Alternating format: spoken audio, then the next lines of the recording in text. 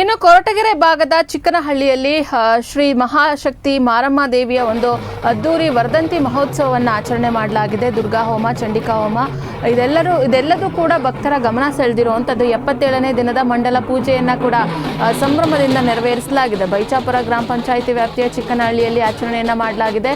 ನೂರಾರು ಮಹಿಳೆಯರಿಂದ ಕಳಶದ ಮೆರವಣಿಗೆಯನ್ನು ಮಾಡಲಾಗಿದೆ. ಇನ್ನು ಇದೇ ವೇಳೆಯಲ್ಲಿ ಗ್ರಾಮದಲ್ಲಿ ಭಕ್ತರಿಗೆ ಅನ್ನ ಸಂತರ್ಪಣೆ, ಪ್ರಸಾದದ ವಿತರಣೆಯನ್ನು ಸಹ ಮಾಡಲಾಗಿದೆ.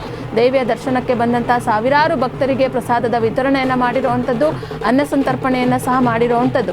ಮಳೆಯಾಗಲಿ ಅಂತ ಹೇಳಿ ಸ್ವಾಮೀಜಿಗಳು ಸಹ ಪ್ರಾರ್ಥನೆಯನ್ನು ಮಾಡಿದ್ದಾರೆ. ತಾಯಿಯ ಬಳಿ ಮಕ್ಕಳಿಗೆ ಧರ್ಮ ಸಂಸ್ಕೃತಿಯನ್ನು ಕಲಿಸಬೇಕು ಅಂತ ಹೇಳಿ ಹನುಮಂತನಾಥ ಸ್ವಾಮೀಜಿ ಸಹ ಹೇಳಿರುವಂಥದ್ದು. ಭಜನಾ ಕಾರ್ಯಕ್ರಮಗಳಿಂದ ಆ ಭಾಗದಲ್ಲಿ ಧಾರ್ಮಿಕ ವಾತಾವರಣ ನಿರ್ಮಾಣ ಆಗಿತ್ತು. ನಿರ್ದೇಶಕ ಶಶಾಂಕ್ ರಾಜ್ ಸೇರಿ ಹಲವು ಗಣ್ಯರು ಈ ಒಂದು ಕಾರ್ಯಕ್ರಮದಲ್ಲಿ ಭಾಗಿಯಾಗಿದ್ದರು. ಒಟ್ಟಾರೆಯಾಗಿ 77ನೇ ದಿನದ ಮಂಡಲ ಪೂಜೆ ಏನಿದೆ, ಆ ಒಂದು ಮಂಡಲ ಪೂಜೆ ವಿಜೃಂಭಣೆಯಿಂದ ನಡೆದಿದೆ. ವೀರಭದ್ರ ಶಿವಾಚಾರ್ಯ ಸ್ವಾಮೀಜಿಗಳು, ಹನುಮಂತನಾಥ ಸ್ವಾಮೀಜಿಗಳು ಮತ್ತು ಬಸವಲಿಂಗ ಸ್ವಾಮೀಜಿಗಳು ಸಹ ಈ ಒಂದು ಕಾರ್ಯಕ್ರಮದಲ್ಲಿ ಭಾಗಿಯಾಗಿದ್ದರು. ಈ ವಿಚಾರಕ್ಕೆ ಸಂಬಂಧಪಟ್ಟಂತೆ ಯಲೆರಾಂಪುರದ ಹನುಮಂತನಾಥ ಸ್ವಾಮೀಜಿ, ಸಿದ್ದರಬೆಟ್ಟದ ವೀರಭದ್ರ ಶಿವಾಚಾರ್ಯ ಸ್ವಾಮೀಜಿ ಮತ್ತು ಪ್ರಧಾನ ಅರ್ಚಕರಾದಂತಹ ರಾಜಸ್ವಾಮಿ ಮಾತನಾಡಿದ್ದಾರೆ. ನೋಡೋಣ. ವಿಶೇಷವಾದ ದಿವಸ ಚಿಕ್ಕನಹಳ್ಳಿ ಮತ್ತು ಬೈಚಾಪುರದ ಗ್ರಾಮದ ಮಧ್ಯದಲ್ಲಿ ಆದಿಶಕ್ತಾತ್ಮಕೆ ತಾಯಿ ಮಾರಮ್ಮ ಗ್ರಾಮದೇವತೆ ಭದ್ರಕಾಳಿ ಸಮೇತ ದೇವಾಲಯದ ನೂತನ ವಿಗ್ರಹ ಪ್ರತಿಷ್ಠಾಪನೆ, ಕುಂಭಾಭಿಷೇಕ ಎಲ್ಲ ಈ ಪವಿತ್ರ ಕಾರ್ಯಕ್ರಮಗಳು ಇಲ್ಲಿನ ತಾಯಿ ಆರಾಧಕರ ಅರ್ಚಕರಾದ ರಾಜಸ್ವಾಮಿಯವರ ನೇತೃತ್ವದಲ್ಲಿ ಬಹಳ ವಿಶೇಷವಾಗಿ ಜರುಗಿದೆ. ಈ ಭಾಗದ ಮುಖಂಡರಾದ ರೆಡ್ಡಿಯವರು ಹಾಗೂ ಈ ಭಾಗದ ಎಲ್ಲ ಭಕ್ತರ ಸಹಕಾರದಿಂದ ದೇವಸ್ಥಾನ ಲೋಕಾರ್ಪಣೆಯಾಗಿದೆ.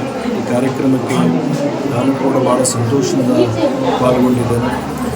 ಅನೇಕ ಬೇರೆ ಬೇರೆ ದೇಶಗಳನ್ನು, ಬೇರೆ ಬೇರೆ ಸ್ಥಳಗಳನ್ನು ನೋಡಿದಾಗ ನಮ್ಮ ಭಾರತ ದೇಶಕ್ಕೆ ತಂದಂಥ ಪಾವಿತ್ರತೆಯ ಪರಂಪರೆ ಇದೆ.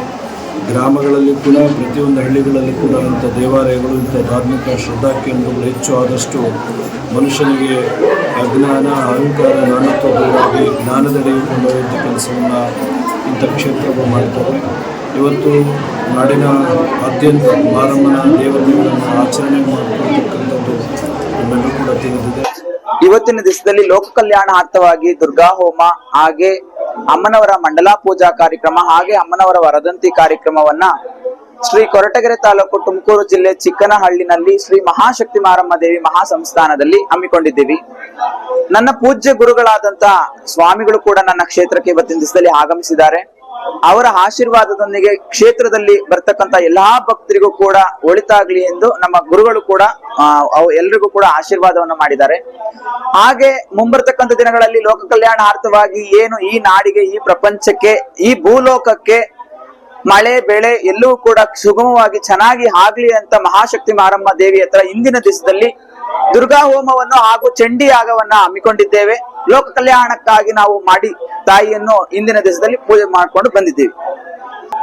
ಇಂದಿನ ದಿವಸದಲ್ಲಿ ನಾನಾ ಊರುಗಳಿಂದ, ಮೈಸೂರು ಆಗಿರ್ಬೋದು, ಮತ್ತದಾದ್ಮೇಲೆ ಮುಳುಬಾಗ್ಲಾಗಿರ್ಬೋದು, ಮತ್ತದಾದ್ಮೇಲೆ ತುಮಕೂರು, ನಾನಾ ಕಡೆಯಿಂದ ಇವತ್ತಿನ ದಿವಸದಲ್ಲಿ ಬಂದು ತಾಯಿಯನ್ನ ದರ್ಶನ ಮಾಡ್ಕೊಳ್ಬೇಕು ಅಂತ ಬಂದಿದ್ದಾರೆ.